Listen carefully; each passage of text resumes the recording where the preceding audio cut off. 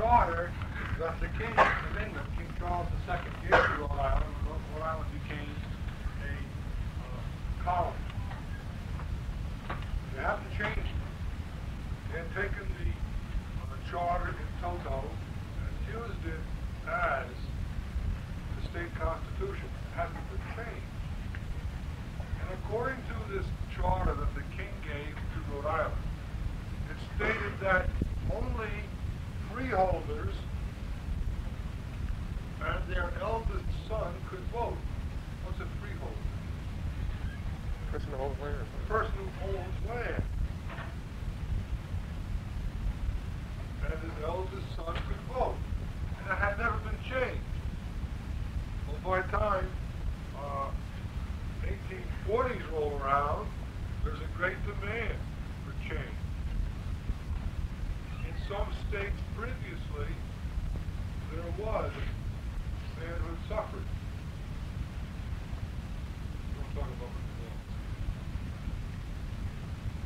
In other states, particularly Rhode Island, there wasn't.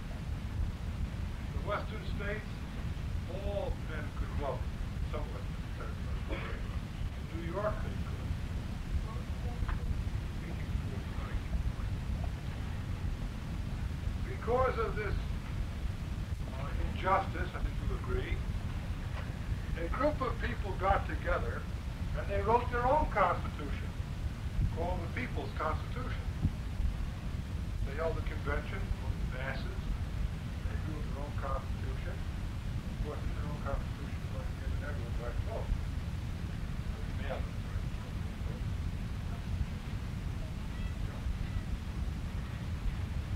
Now, there's a question, which constitution is legal?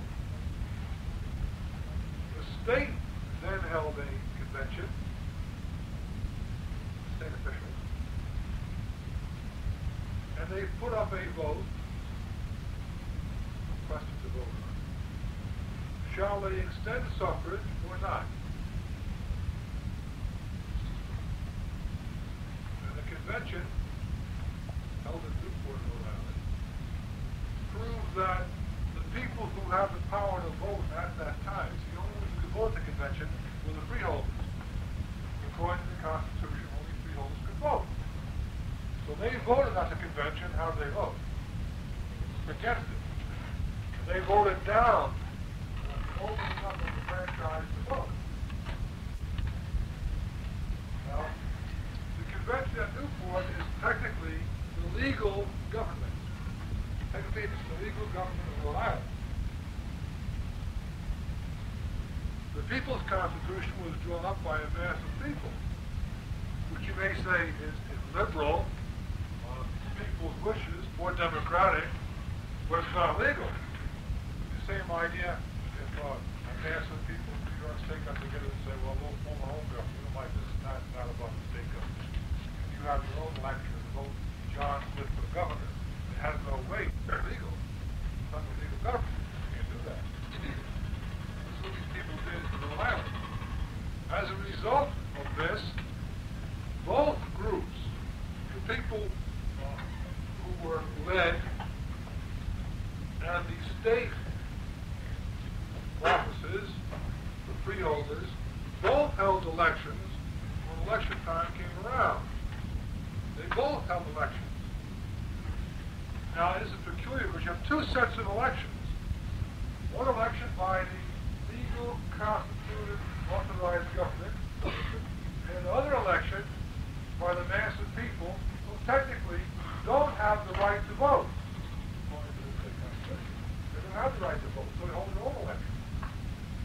Two elections where they elected state officials, senators, and governor, and everything else. Now the question arises, who's in charge of the state? Which group? Right. And they pull their own men in. So now we have two governors of the state of Rhode Island. The people who fought against the Rhode Island government and the old Constitution were led by Thomas Dorr.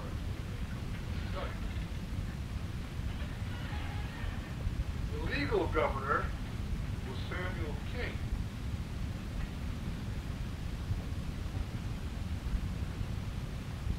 Now, emotionally, I think we go along with Dorr. But legally, you can't do it.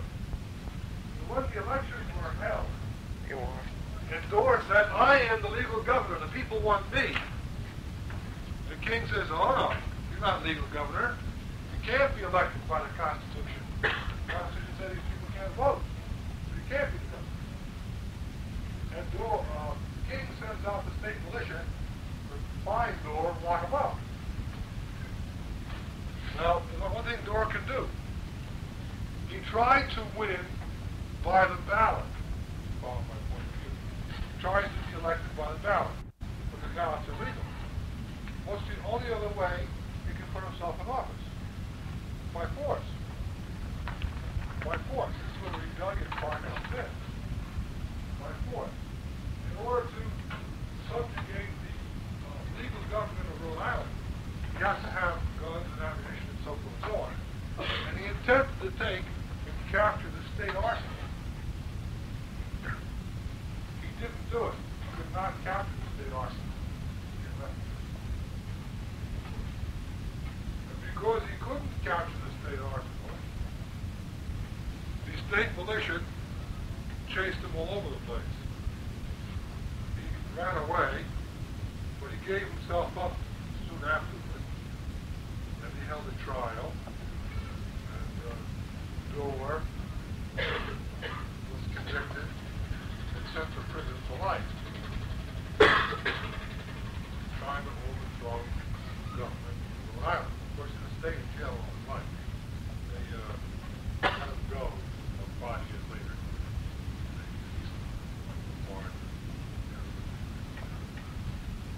The importance of the whole thing is, well, so what? The guy rebelled, he wanted to have more people vote. He didn't take it, he failed.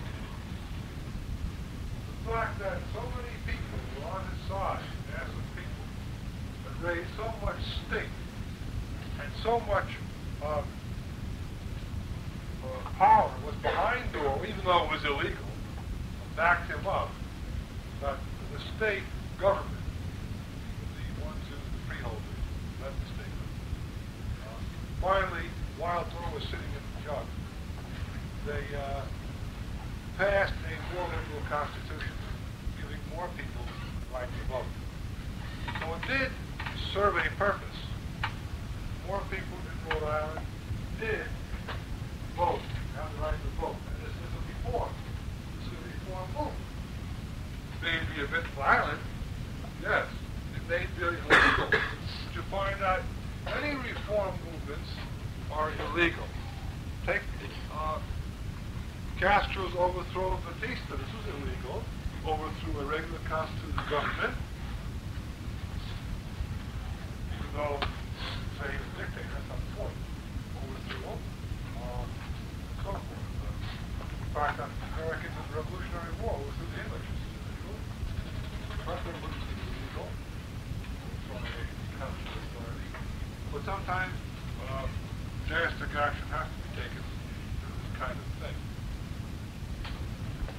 Around the same period of time, the question of the Dorr Rebellion, the outcome.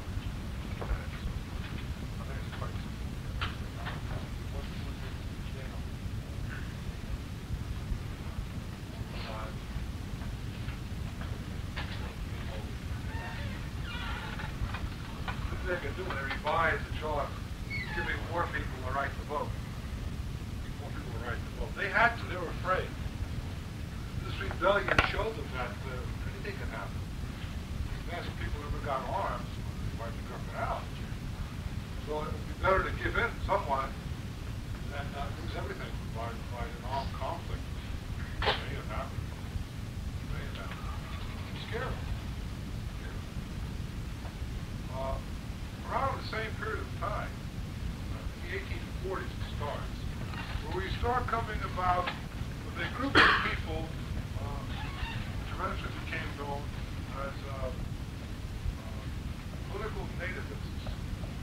And the term would be political nativism, in 1943.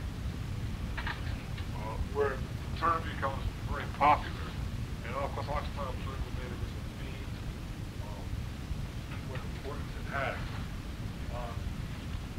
Long before 1843, certain sections of the country, particularly seaport towns, you did a study of this, and you check the growth of political nativism, you'll find that it usually takes place along the East Coast, New York, Philadelphia, Boston. And the hotbed of it, oddly enough, the city of brotherly love, Philadelphia. This is most peculiar.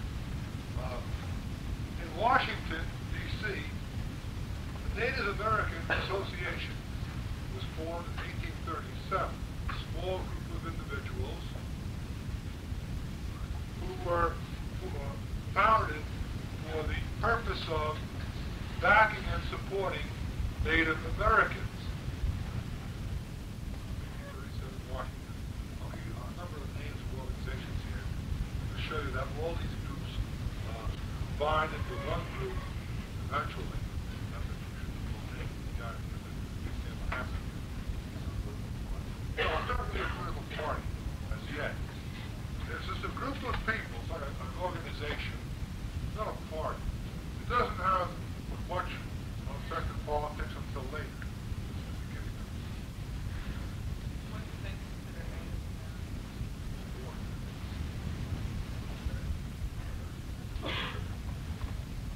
The American Association, Native American Association.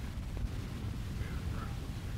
Now, I'll give you a number of names here. I'm not concerned about your little names up until you get to all these names filter down. I'm trying to show you. I didn't want to start off giving you the name of the political party that does develop because you remember how it got started. You have different names, different cities, all attempt to do the same thing. But by themselves, they didn't have enough power. But as time went on, and the issue became more and more violent